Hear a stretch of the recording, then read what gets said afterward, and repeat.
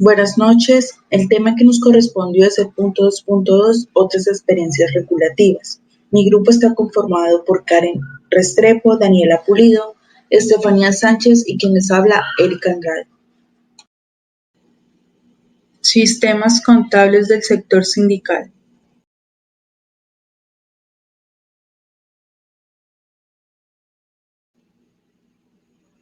En julio de 1970, con la Resolución 0584, se reglamentó el manejo del presupuesto y la contabilidad de los sindicatos. Fue considerada irregular en su procedimiento y debió ser sustituida en enero de 1972 con la Resolución 0001. La regulación se fundamentó en las funciones de vigilancia del Ministerio de Trabajo.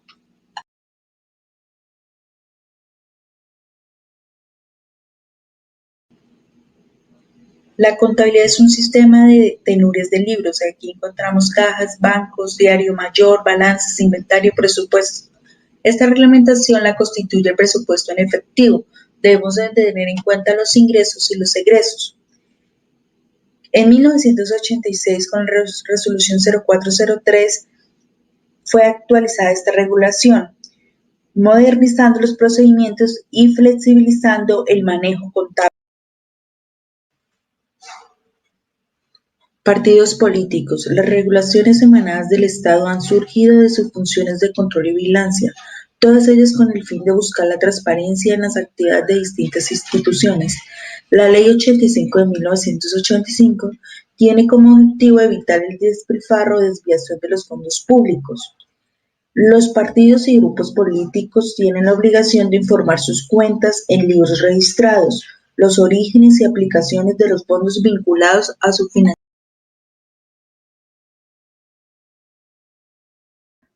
Ahora hablaremos sobre el sector solidario de la economía. Reconocido como el tercer sector de la economía, una auténtica estrategia de desarrollo con destacada participación dentro del Producto Interno Bruto, se preocupa por la inspección y vigilancia del sector financiero y las sociedades mercantiles, objeto de inspección y vigilancia estatal en los procesos administrativos, contables y financieros, otorgando un mayor poder en la fiscalización de los actos administrativos, control especializado en los actos contables y financieros.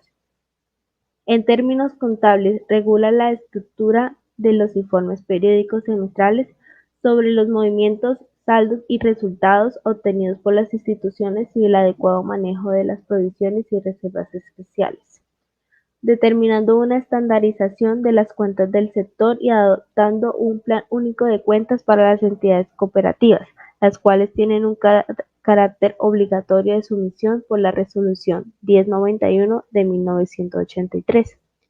Las normas sobre los libros contables son ratificadas y complementadas con aspectos relativos a la rendición de los estados financieros y dictámenes de los revisores fiscales mediante la Resolución 4231 de 1992. La Resolución 879 de 1992 habla sobre la obligatoriedad de la observación del método anual, adicionando las cuentas necesarias para el registro y la obligatoriedad del ajuste del activo no monetario, pasivo no monetario financiero, patrimonio con excepciones de los aportes sociales y las donaciones y sus rendimientos capitalizados integrados al patrimonio, y los ajustes para las cuentas de resultados. Se determinó la prohibición de distribuir excedentes obtenidos por la explotación a la inflación. La regulación radica en el establecimiento de una serie de cuentas de órdenes de información complementarias ordenadas a la producción de la contabilidad social o información social mediante la Resolución 1515 del 2001, que se expidió en el Plan Único de Cuentas para las entidades del sector solidario vigiladas por la Superintendencia de la Economía Solidaria.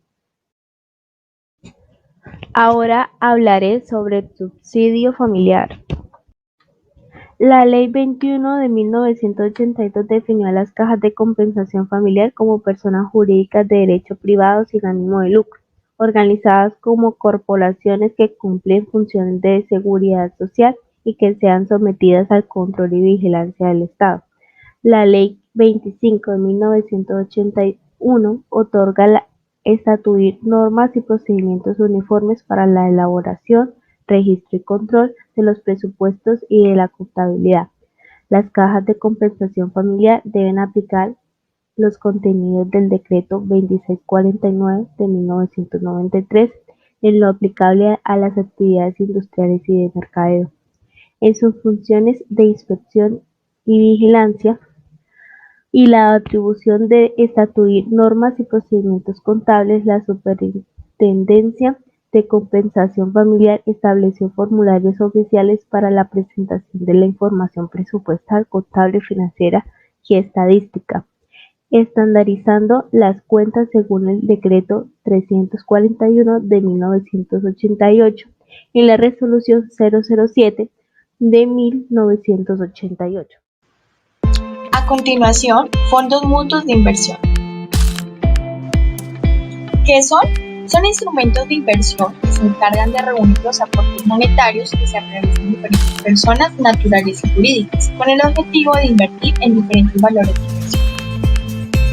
La Comisión Nacional de Valores, en cumplimiento de sus funciones, fundamenta normas básicas determinadas por el Decreto 2160 de 1986 en el ámbito mercantil, norma la cual establece la obligatoriedad de los estados de balance y resultados con periodicidad trimestral. Establece un catálogo de cuentas sin discriminación a detalle. Decreto 2160, de la cual fundamenta. Normas de contabilidad, de equidad, ente contable, bienes económicos, esencia sobre forma, continuidad, unidad monetaria, valuación al costo, causación contable, prudencia y uniformidad. De igual forma, el sistema establecido trabaja sobre la base del costo histórico puro, con excepción de las inversiones mobiliarias, para las cuales establece el registro del valor del mercado mediante la utilización de las cuentas de valorización. El énfasis fundamental de esta norma lo constituyen las inversiones. Las entidades dedicadas a la prestación de servicios de salud, tanto privadas como públicas, desde fundaciones, corporaciones o asociaciones adscritas al Servicio Nacional de Salud y que son objeto de vigilancia de la Superintendencia de Salud. En su ordenamiento contable están determinadas por el Plan Único de Cuentas para Hospitales. El Plan Único de Cuentas para Hospitales se fundamenta en su homónimo Plan para Comerciantes, el cual mantiene la misma estructura, pero se adicionan elementos importantes para el registro y costo de las entidades. Este plan, que regula y obliga a las entidades privadas o públicas que prestan servicios hospitalarios, generó controversias, disensos y requirió establecer nuevos procesos de concertación, expidiendo de esta manera nuevos planes para las entidades privadas y del sector solidario. De esta manera es adoptada a través de la Resolución 106 de 1998 el actual Plan Único de Cuentas para las instituciones prestadoras de servicios de salud privados.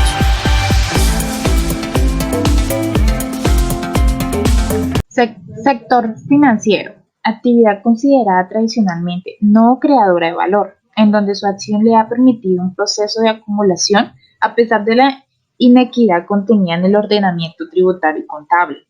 Este sector influye en el comportamiento de la economía nacional. Su acción tiene incidencias directas en el volumen del medio circulante, especialmente por la emisión secundaria. Es determinante el comportamiento del fenómeno macroeconómico como la inflación, la política económica y la política monetaria. Siendo esto importante, el Estado ha profundizado hasta niveles de rigor su acción de vigilancia y control, llegando a intervenir en la composición de su capital y en el control de sus inversiones extranjeras. Para el control de la superintendencia bancaria ha sido rigurosa, influyendo sobre procesos administrativos y actividades contables y las políticas financieras. La acción de los establecimientos financieros se regula por una serie de relaciones financieras que determinan sus cupos de actividad. Se requieren unas normas contables claras y precisas para permitir la correcta aplicación de políticas monetarias como la del crédito. Como conclusión tenemos que el sector financiero es sin duda el lugar de mejores logros en la aplicación de la regulación contable, como consecuencia de la capacidad de vigilancia de la Superintendencia Bancaria.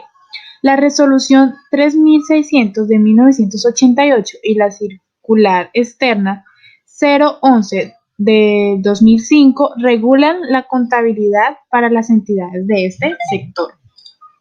Partiendo de la Circular 57 de 1978, estableció normas de contabilidad en el sector financiero, pasando por una larga lista de normas contables sobre corresponsables extranjeros, valorización de inversiones en el extranjero, registro de operaciones en moneda extranjera, calificación de carteras y bienes recibidos, y otros documentos hasta llegar a la emisión de Plan Único de Cuentas en las entidades de crédito mediante la Circular Externa 010 de 1990. La regulación en el mercado de valores. Todo el mercado de valores se encuentra sometida al control y vigilancia de la Superintendencia de Valores, originalmente creada como Comisión Nacional de Valores por la Ley 32 de 1979. Dentro de las funciones de inspección y vigilancia, esta superintendencia ha venido estableciendo una serie de normas contables aplicables a la bolsa de valores, a los comisionistas de bolsa y a las sociedades administradoras de inversión. Otro de los sectores que encontramos es el sector educativo, que también existen importantes desarrollos de la regulación contable en ese sector, especialmente en las llamadas instituciones de utilidad común y en las instituciones universitarias, en donde una vez más se repite la constante de que el establecimiento de formatos de informes avanza inexorablemente hacia la adopción de planes únicos de cuentas. Por último, tenemos los servicios públicos domiciliarios. En la Constitución Política de Colombia previó en los artículos 365 a 370 la organización de los servicios públicos domiciliarios, determinando en el último de ellos la creación de una superintendencia para la vigilancia y control administrativo de gestión. Para el desarrollo constitucional se optó por la Ley 142 de 1994, creando la Superintendencia de Servicios Públicos Domiciliarios y asignándole, entre otras funciones, de establecer sistemas uniformes de información. En el desarrollo de esta función se remitió la Resolución 001-416 de 1997, adoptando el Plan de Contabilidad para entes prestadores de servicios públicos domiciliarios, el cual adopta la estructura básica del Plan General de Contabilidad Pública. En este se ha incorporado un marco conceptual y un modelo instrumental análogo que veremos a continuación. En el marco conceptual se integra por postulados, fines, usuarios, características, principios, normas generales y normas técnicas, que estructura y contiene idénticos a sus documentos de referencia, arrastrando con ellos sus virtudes y errores.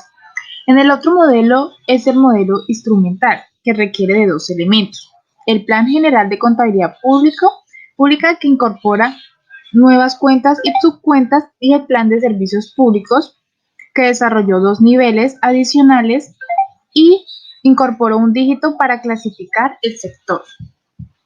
Por la Resolución 1417 de 1997 se adopta complementariamente un plan unificado de costos y gastos separado pero relacionado con el plan contable desarrollado en un enfoque dualista moderado.